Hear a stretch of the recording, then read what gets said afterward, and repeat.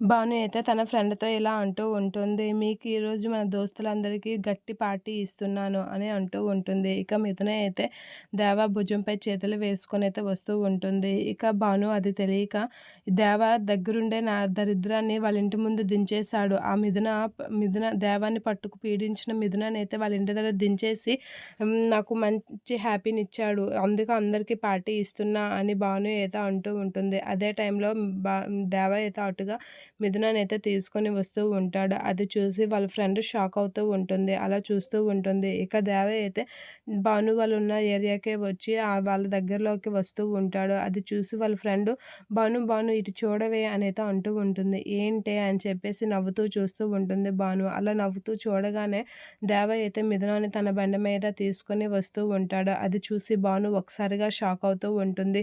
ఏంటి వీడు మళ్ళీ దీన్ని తీసుకొచ్చాడు అనైతే షాక్ అవుతూ అలా చూస్తూ ఉంటుంది.